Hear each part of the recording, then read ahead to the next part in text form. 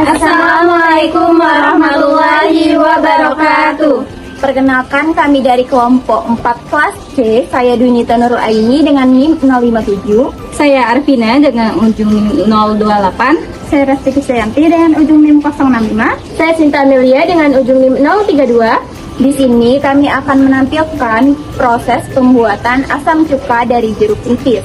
Selamat menyaksikan. Adapun tujuan pembelajarannya, mahasiswa mampu mengembangkan eksperimen pembuatan asam cuka jeruk nipis. Teori singkat, Indonesia memiliki keanekaragaman hayati tinggi yang mendukung budidaya jeruk nipis yang kaya vitamin C dan antioksidan. Pemanfaatannya dapat ditingkatkan melalui produksi asam cuka berbasis fermentasi.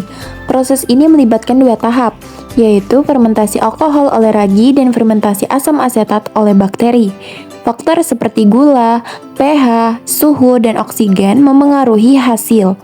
Asam cuka memiliki fungsi sebagai pengawet, penambah rasa, serta bahan industri.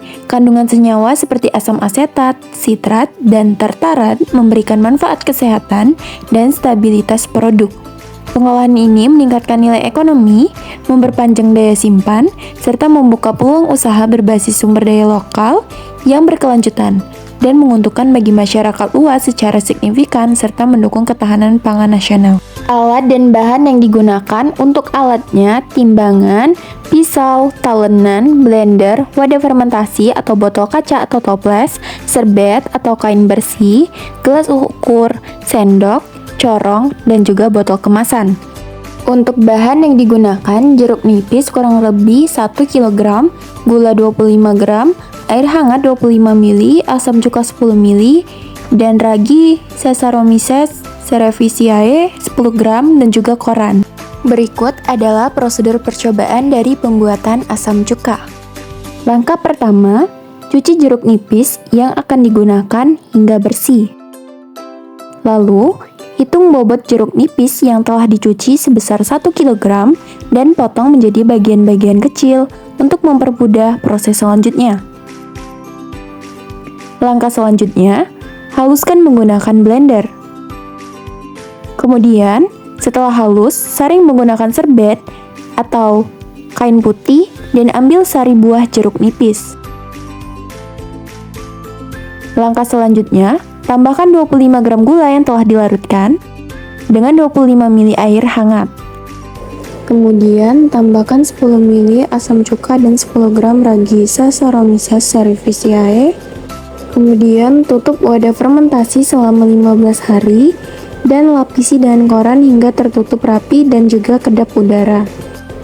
Setelah 15 hari, tutup wadah fermentasi dibuka dan tutup kembali dengan serbet.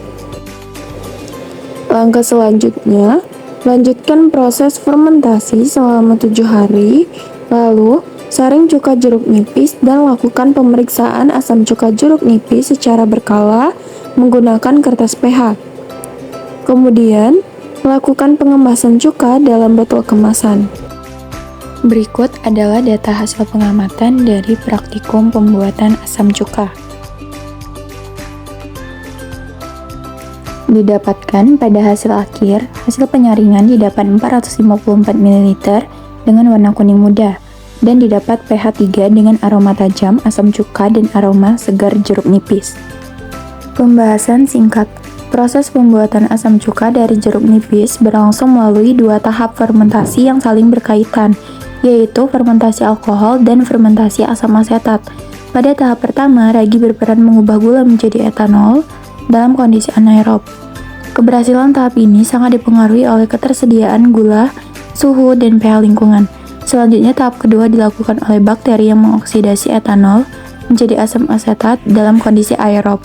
Hasil percobaan menunjukkan pH sebesar 3, aroma khas cuka yang tajam, serta warna jernih kekuningan yang menandakan fermentasi berlangsung optimal.